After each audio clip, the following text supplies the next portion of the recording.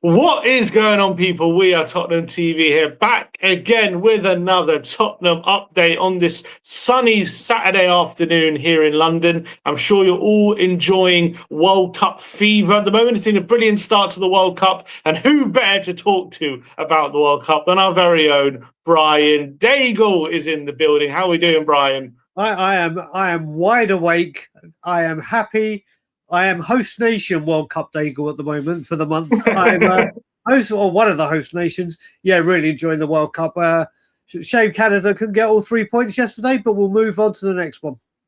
Yeah, they did you proud, no, Brian? It's fair to say. Right. Damn right. I'll tell you what, there was a bit of a buzz Friday morning once I finished work and started going home. It just felt different to everything. And then seeing the scenes downtown looked wonderful. I wish I could have been down there to soak it all up and then go to the Scotland Yard, where I will be Wednesday for England. But yeah, it looked like it was very well received down in Toronto yesterday. Big question is, if England meet Canada in a knockout game, who are you supporting? I've told my wife this. If England play Canada in football, I am always English. If Canada play England in ice hockey, funnily enough, my Canadian heritage comes screaming out.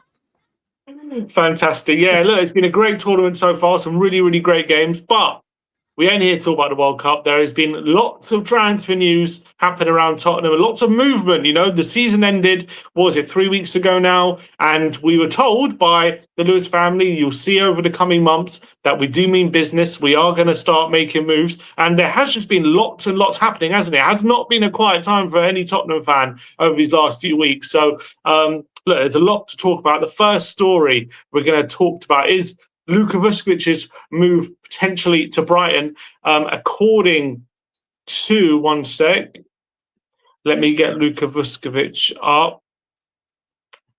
Oh, it's okay. So Luka Vuskovic,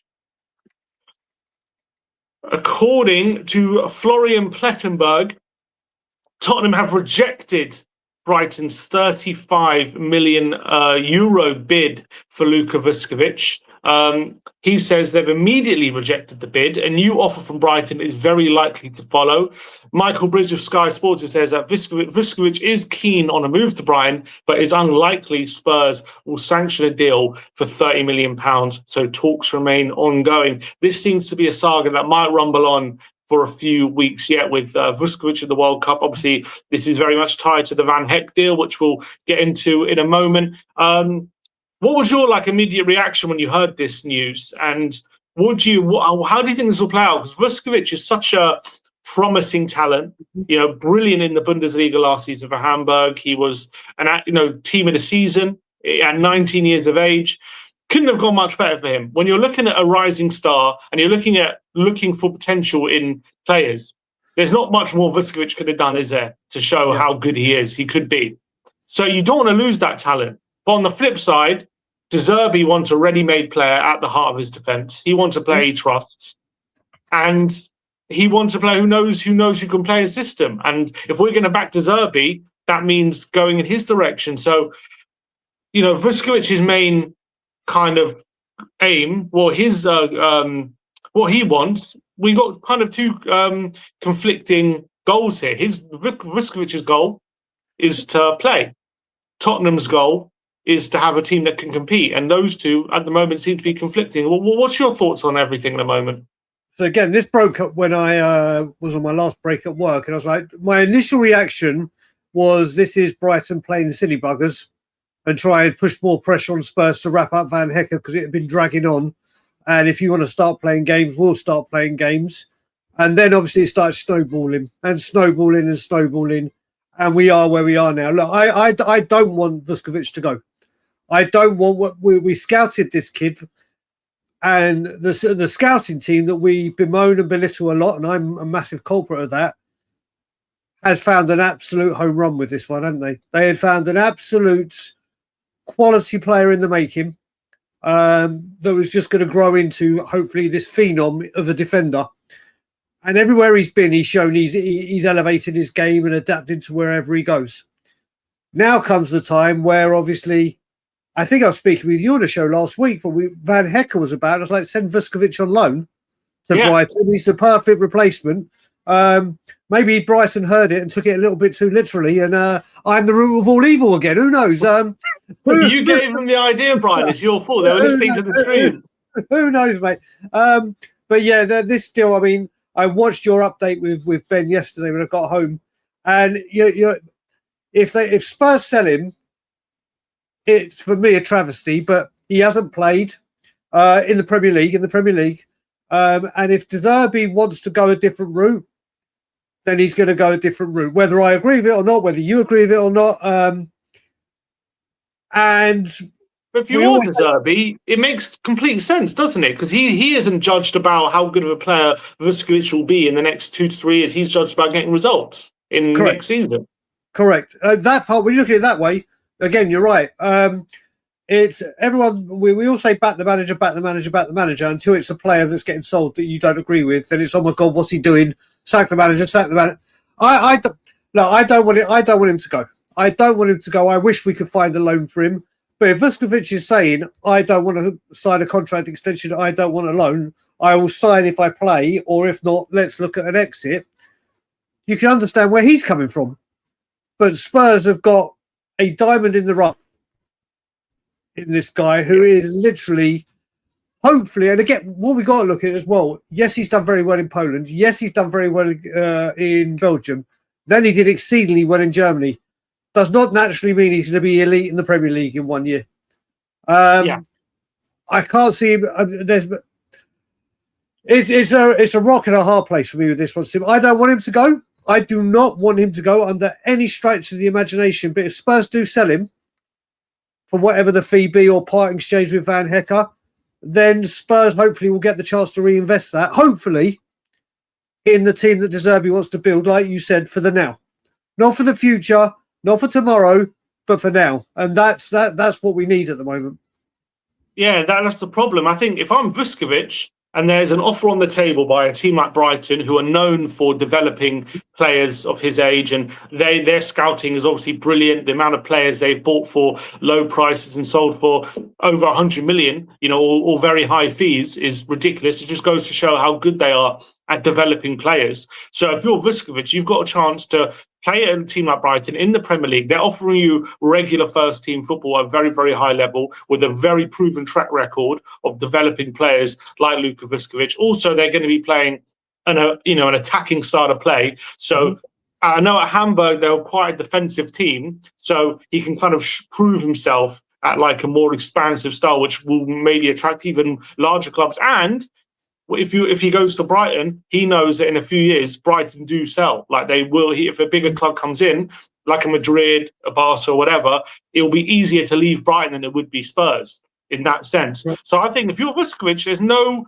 surprise to me he's open to a move like this. It's no surprise to me that he's very, very interested in the prospect of moving to Brighton. But from Tottenham's point of view, we invested in him since he's been 15. Worked with him to these series of loans that he's now really started to fulfill his potential. And to lose him for as little as 30 million seems ridiculous when this guy's potentially a 70, 80 million pound defender in the making. You wait even if you wait a month, his price could double, given how he plays in the World Cup. So Tottenham will not be selling for 30 million. On the flip side, I don't know how much we signed him for back in whenever it was, but it was obviously a cheap fee. If you get, let's say Brighton do bid, let's say 50 to 60 million for him, right?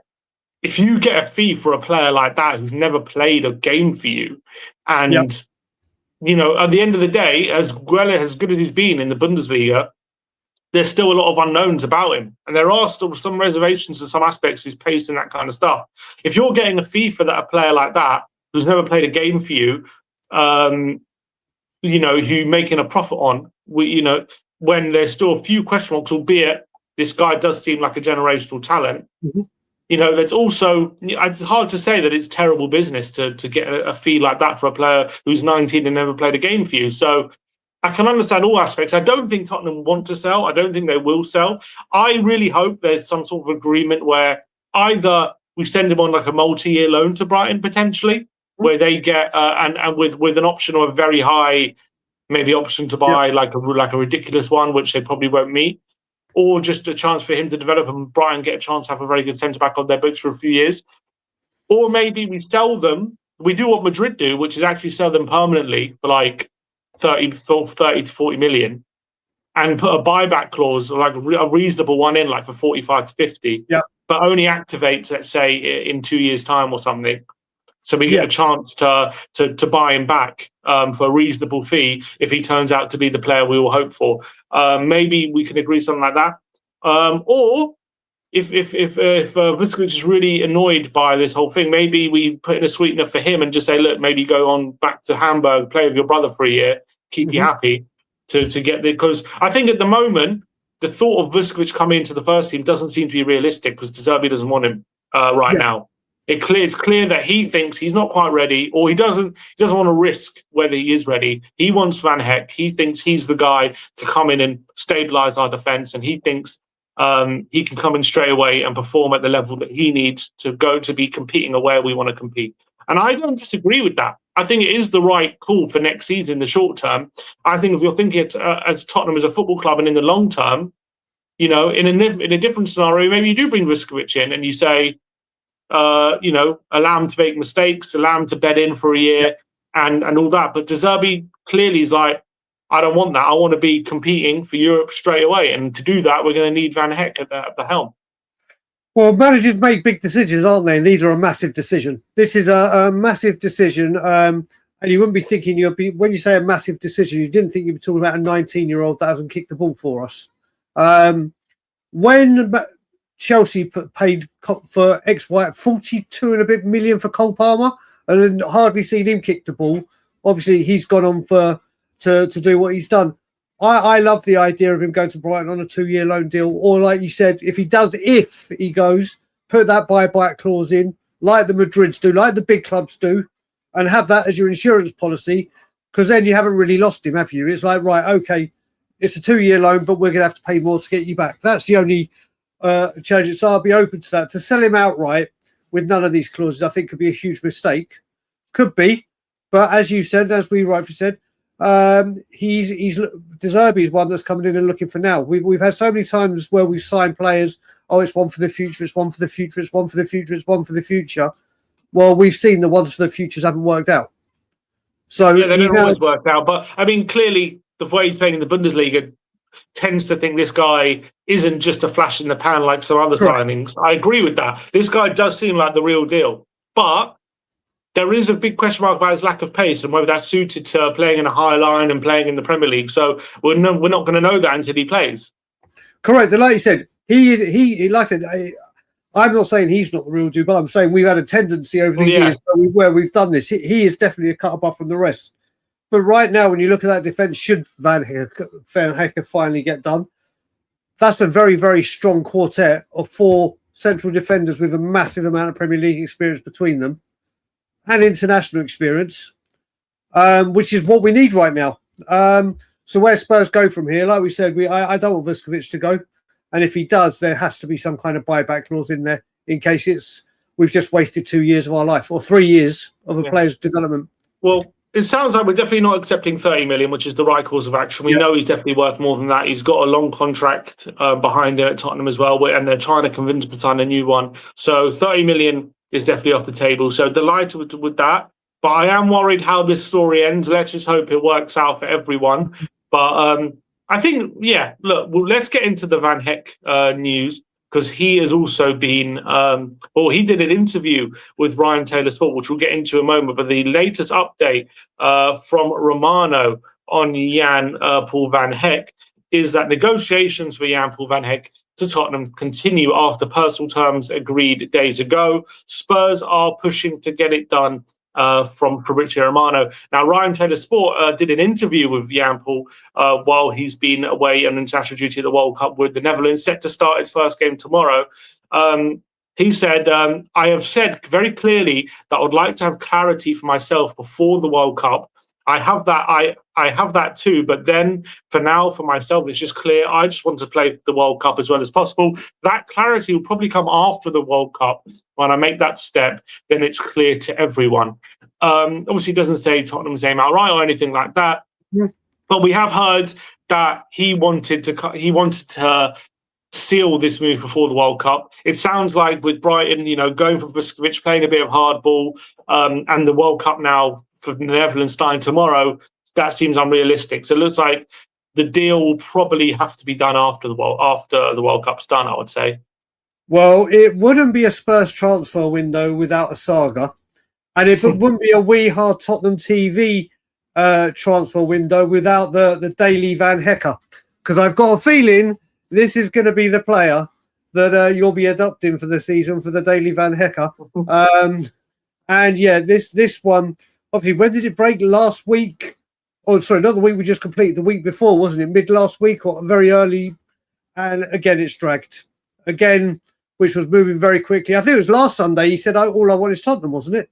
Yeah. Well, that was the reports from Plettenberg, I believe. Was that last Sunday, though? It was, wasn't it? So, and here we are. I could get done before the World Cup or before his Dutch World Cup first game. And here we are, less than 24 hours away, or just over 24 hours away from the Dutch's first game. And not only is the deal not done, but Vuskovic's name's been dragged into this. I love the play and hope it gets done. Again, it looks like this is going to take a little while to get through. And that's what starts to scare me when things like this, when things do start to look really positive, when this course of action is the norm, then I start to get a little bit more worried. But I do think this deal goes through. I think, again, the timelines and everything's just been messed up and mishandled. And maybe it could have got done. Maybe it could have got done if Spurs came in with, we want this at the second offer, and there you go, we want the player. But I do think this deal gets done. And we're just going to have a little bit of a saga, which we all know in the back of our minds that we all love at Tottenham. We love a saga, absolutely right. Yeah, I think I'm pretty calm about the deal. I do think it gets on. I do think now that the World Cup starts, Van Hecke seems to be, I don't know if it's Van Hecke or Van Hecke. I keep floating between the two. People go on at me for saying I'm saying it wrong. I'm not sure which one is wrong. So can you shed light on that? I don't know if it's Van Hecke or Van Hecke. Let's just call him Jean-Paul. After wait, Jean-Paul. It was Jan Paul. That even, Jesus Christ. We're calling the Brighton centre-back soon to be the number 6. Call him the number 6. So when I'm pretty calm about it, but he seems like the kind of character that once our World Cup starts, he wants to be locked in. He doesn't want any distractions. He wants to be his best. That's why clearly he's wanted this done, sorted before the World Cup starts. And now that the World Cup starting tomorrow, I reckon this deal will probably go quiet for a bit until the Netherlands are knocked down. He can kind of start negotiating then, because it can obviously be a distraction, can't it? You're looking at it, listening to the news, Tottenham making this bid, that bid. There, Tottenham might say, "Oh, you're going to have to force the move here. You're going to have to, make some noise." And getting all that distractions can definitely affect your performance. We've seen it a million times with players during a season where they haven't got their move, or there's been links to different clubs, and it affects their performances. And I think Jan definitely doesn't want that to happen to him. So I imagine it'll be a bit frustrating for Tottenham fans, but maybe we're going to have to wait for this deal now. Now that the World Cup has started, unless Brighton start to play ball and we can get the deal done pretty swiftly. But I think it just sounds like with the Vuskovic deal now intertwined with this, it might rumble on for a bit longer now. So I think now there's a little bit of complication. I think it might rumble on until the World Cup ends. The only other thing where I think we might get a bit of daylight and a chance to get it done is obviously when you get to the quarters or the last 16, there start being quite a few days before games, isn't it? Where it's not constant training, like they will be doing for the group stage. Just get out of the group stage, I think if they progress, then there may be a window where Spurs can try and sort something. But I do agree with you. I think we're going to have to wait until Holland go out the group stages, please God, and then we can just get it all wrapped up. Yeah, but it'll be a brilliant signing. Regardless of what you think of Vuskovic, Van Hecke is a great player, and I've been so impressed with him. I'm so excited by him joining the ranks, and I think more importantly, De Zerbi has identified him as a player that can really improve us, and they have a great relationship. So you can imagine him coming in and having that full belief in this project and what we're trying to do immediately, because he's been here before with De Zerbi and he knows what it's all about. So I think all of that is quite exciting, in my opinion. Yep. Let's talk about Pedro Porro. According to The Athletic, as of today, in an exclusive, he is close to extending with Tottenham until 2031 with an option of a further year, so potentially 6-year deal. The Spanish fullback is expected to be among Tottenham's highest paid players, according to The Athletic. And Paul O'Keefe also confirming that he's expected to sign a 5-year deal with a 1-year extension, which is a very long deal. That takes him to 31. Unless there's no release clause in there, which, I'm surprised if Tottenham would accept that. That shows a real commitment and loyalty from his part, isn't it? And I really thought, with the talk of Man City potentially involved, and there was talk of Madrid, but obviously they've gone for Dumfries. You would have thought Porro is in very high demand this summer from a lot of big clubs. So for him to commit his future to Tottenham would be massive for us. I'm absolutely delighted, ecstatic, over the moon, and every other superlative you want to put with this. I love Pedro Porro. I think he's such a good player. Obviously, we all know he's got his areas where he's a little bit short or he needs to improve, and there's areas of improvement.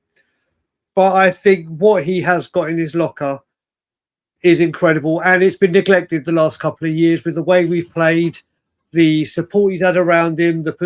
He's been caught out of position, but I think under De Zerbi, we saw the first season of Ange, we saw peak Porro, and he was immense, and parts of the second one. I think under De Zerbi he can go up levels. I honestly think, and obviously if you get Van Hecke and Senesi, or even just Senesi as we speak, another player with such great passing ability, all that pressure is off Porro, that he hasn't got to be just the one doing it. And if he does start making those runs, Senesi can find him, or it's going to give him a lot more freedom having another ball player on the pitch. And I think this season could be great for him. And this man loves the football club. He absolutely loves it. And you can see how passionate he gets, how angry he gets, I just think this is wonderful news, honestly. And when you have Man City going for him, Real Madrid going for him, and it's a Spanish right back, can't be too bad, can he? And I saw another stat yesterday that he had the most progressive passes of our team all season, last season. And I was talking about he actually created quite a lot last year, but because our front line was so poor, they didn't convert them. So if he's not getting the assists, it goes. If Richarlison or Solanke had missed, or Tell or whoever had been missed a glaring opportunity, people won't talk about that great ball from Porro or that great ball from this one, because it's that chance missed. But I think it can't be easy when you've got Randall Colomwani in front of you half the season either. Yeah. I mean, when he had Kudus with him, they looked like they had a bit of very early days. He was tracking back, but you know what? Apart from when Paulinho and Bentancur were there together, he didn't even have the people screening the right or the left, because our midfield was just parting like the Red Sea. So I think this is brilliant news for the football club. I can't wait to see Porro under De Zerbi. When you do your predictions of most improved, I'm going to say right here, right now, Pedro Porro. Wow, early prediction there from Brian. Yep. Yeah, I think it's great news. And considering as well, he's already been here for quite a few years now, hasn't he? Signed in 2023, the January. So, he's been here for three and a half seasons. Yep. And you would have thought, he's been here for a while. Maybe he's going to look for a different club, a new challenge. But he's prepared. Maybe he's got belief in De Zerbi. We've seen it with Van de Ven. He looks set to leave, and now he seems to have real belief. So, yeah, absolutely brilliant. Absolutely brilliant that he could potentially sign. I'm surprised as well. I really thought that he might run down his deal or he's not going to sign, but it seems as though, he's prepared. So, absolutely brilliant. All right, next up, we're going to be talking about Bart Verbruggen of Brighton. Where is he? Here he is. So, according to Spurs Journo at ITK on X, they say Tottenham are trying to push for a deal for Bart Verbruggen. Difficult deal, as Brighton want a near record fee. Club and De Zerbi believe Verbruggen is a substantially better on the ball compared to Trafford, which has made him a priority target. There's been a lot of talk about keeper. Should we go stick with Kinski? Trafford apparently is getting interest from Newcastle. So I think Verbruggen seems to be our number one choice. I think he played under De Zerbi as well. when he was at Brighton. So, yeah, I mean, club record fee, though, I don't know what that would be. I don't know what he mean. I don't know what they mean by club record fee, because they got 100 million for Caicedo. So I can't think it'll be a club record for Brighton. Yeah. Maybe he's saying club record for Tottenham, which would be about 65. That seems very steep, though, for someone like for a new keeper. I can't see us going that high. Can you? Yeah, well, for me, he is a very good goalkeeper and probably could go up. But for what I've been feeling is, I love Kinski. I wasn't upset when he was picked for the Madrid game. Obviously, what happened was what happened. But he's come back, and the mental courage, the strength of character, everything. And we all doubted his saving ability, his shot stopping, and he more than exceeded expectations with that. I want to see Tottenham splurge a lot of the money that we're so-called spending on getting that striker in the door first. If we have to focus, my main aim is the striker. If a goalkeeper comes up and we can get him, and it's like, okay, we hear this is about to be done, go for it, get it done by all means. He could be a very good goalkeeper for Verbruggen. He could be an exceptional goalkeeper. If he comes, he comes, and I'll be happy with it. But I would rather we look for our inabilities and our shortnesses on field with big money, as opposed to focusing on the goalkeeper. Maybe getting in a more established number two, or at least someone to compete with him. But if Verbruggen's available and you can get him for a reasonable fee, then he might be a goalkeeper you have to go get done. But if we do not get a goalkeeper this year, and God knows what's going on with Vicario. Everyone's dropping like flies for him. So Verbruggen, I know you like him a lot, don't you? Yeah, I think he's quality. He's only 23, but he's obviously been in the Premier League now for a good, 3 years he's been playing. Plays number one for the Dutch national team. Has made a few mistakes, but he's a very young keeper. I mean, keepers at that age, you aren't usually anywhere near their peak. And I think it's exactly the perfect kind of keeper for De Zerbi. He knows him well, brilliant at playing out the back, and has that Prem experience. Whereas, if we stick with Kinski, it's just a bit more of a risk. I know he did really well in the 7 games, but he hasn't played anywhere near as many games as Verbruggen, and I'm sure those mistakes are still there for Kinski. I'm not 100% sure yet whether that shot stopping is 100% fixed yet. Well, I know he did really well. I'm not taking anything away from Kinski. He proved he can play at this level in those 7 games. But has he proved he's as good as the other keepers that we're looking at to play? Remember, as a goalkeeper, you've got to play every single week. You've got to keep your consistency every single week. You've got to play at a really high level. And Verbruggen is just so much further along in that journey than Kinski. So, again, if you're De Zerbi, you're going to go for Verbruggen, aren't you? Because you're not judged on developing Kinski. You're judged on getting results. And Verbruggen's the guy he knows and trusts. Whereas Kinski is just a little bit more of a risk, isn't it? You're right. So let me ask you this, though. If it was 6, let's just say it was a record, like you said, it may be our record. So let's just say 70. Let's just say, which is ridiculous for a goalkeeper. It's not. When you say, I mean, obviously, Donnarumma and the elites can command a massive fee, but would you rather 70 be spent on a goalkeeper, or an extra 70 chucked in, or towards getting the elite striker? Yeah, I'd rather go for the striker 100%. Yeah, that's why. But like you said, Verbruggen, when you take in his experience in the Premier League and the fact that he's the Dutch number one and he's only 23, he has got the capabilities to be a very, very, very go on to have a very, very, very successful career. If he was available, I can see why we would want to go for him. I can understand it. And obviously he knows Van Hecke as well.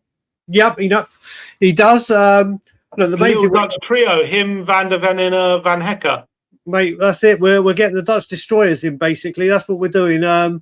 And we'll have to see where this one takes us. But I think a lot of this all depends on getting Vicario out the door as well, doesn't it? Because they're not going to have Vicario. There's a lot of mixed stuff going on about that as well. But yeah, we'll have to. I think we will sell him. I'm pretty confident about that. And clearly, there's a lot of links to a keeper. I'm slightly worried, and I know we've linked with Savinho, but in terms of the signings we're making, definitely seems to be a bit of priority on defensively, and we're getting them that fixed before moving for the attackers. But considering our biggest weakness last season was definitely our horrendous attack, I'd like to hear some more rumours about getting that sorted, to be honest. But look, as long as we're addressing all facets of the team by the end of the window, it doesn't really matter. But look, I got to go. So appreciate everyone's time and appreciate you, Brian, coming Always on the pleasure. show and giving your time to the channel. Appreciate your views on the update as well. We'll see you guys very, very soon. And enjoy the rest of your day. Get ready for the 5-game marathon of the World Cup. I'm getting ready for it now. But we'll see you guys very, very soon.